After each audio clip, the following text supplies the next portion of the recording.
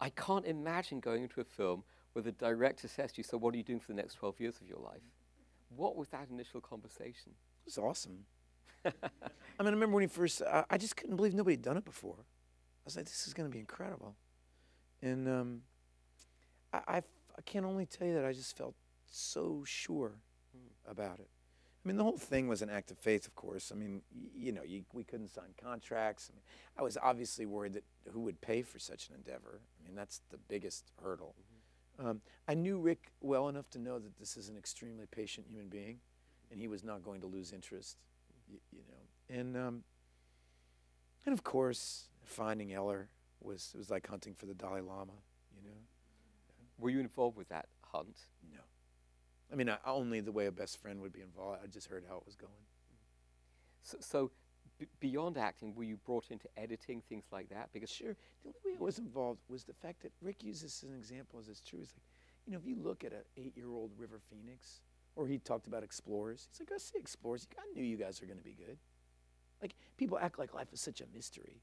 He's like, I can tell with my kids, well, this one's going to be interested in sports, this one's not. Like, there's a lot, if you are willing to listen and spend time with somebody, there's a lot, not that mysterious, But anyway, about editing and stuff? were you involved? Because the script sort of evolved over 12 years, didn't it? And every year Well, it had to. You can't write a scene about Lady Gaga in 2002. Right. You can't.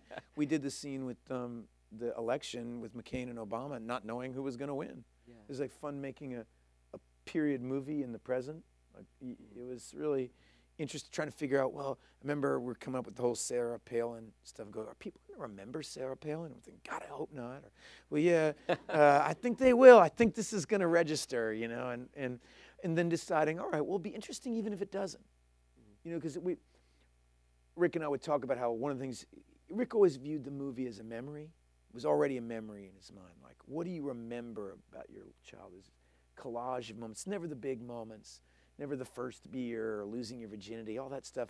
He had this line, he's like, when that stuff happens, you feel like almost an extra in a movie of your life. Like, but the real stuff was just hanging out with your friends or being on a swing or, we just trying to, one of them being, I remember saying to Rick, one of the most, I remember the first moment I realized that there were no elves. He's like, yeah, we got to get that in the movie, right? I love that moment. And the whole thing just evolved. It was a long, decade-plus dialogue about childhood and growing up. And it was so fun. I'm so sad it's over. How do you feel when you watch yourself age on screen over 12 years? I think much is made of that. It's as if there's an alternative, and I never can explain this well, but do you know how when it's extremely hot, like it's really hot, and you're at a pool or something, and everybody's like, God, it's hot today, huh? You go, yeah. 5 minutes go by, somebody goes, woohoo, hot today, right? Yes, it's hot. I feel that way about aging. Everybody keeps saying, whoo, you're getting older. Yeah, me too. Yeah, time goes fast. Geez, I mean, my whole life, everybody's been saying that over and over again. Yes, it is true. And even if you jack yourself up on plastic surgery, you're still aging. It's like, I mean, my kids, we met somebody who had a lot of plastic surgery the other day, and as soon as she left the room, my son said, how old is she? And it's true, because there's just it's like there's a ripple in the force or something, It's That's a different thing, though, when it's condensed. Like, I don't know if you've seen that documentary series 7 Up, do you know about that? It's just so wonderful. Every 7 years, they interview these children. right, Yeah. British filmmaker. But that It's done film's in the largely 60s. about class and. But as they move from 7 Up to 14 to 21 to whatever they are now, 40, They're in the 50s now. the way time hurtles by, Yeah. in a 1 or 2 hour documentary. So it's kind of heartbreakking. Well, Maybe not life for is you, but for, heartbreaking. It is, but no, that's what's profound about the movie. Is the absolute. It's like the only question is what part of us is continuous.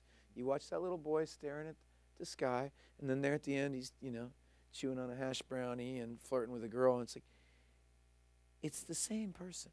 He's unrecognizable, but we watched him get there. And there is continuity inside here somewhere. But what is it? Because it's not the body, and it's not time. We think we have all this agency in our life, like, oh, am I going to go to this college or this college? And yet, so much of what defines who we are is our parents and what they've been through, our brothers and sisters, what happened to them, and then this town we live in, the culture we live in, the time period we live in. All of that is shaping us to the point where we almost have no agency at all. I mean, it's very delicate what our agency is. And that's what the movie is touching on. And that's by, Rick is just, he's harnessing the power of time as this huge special effect in the movie.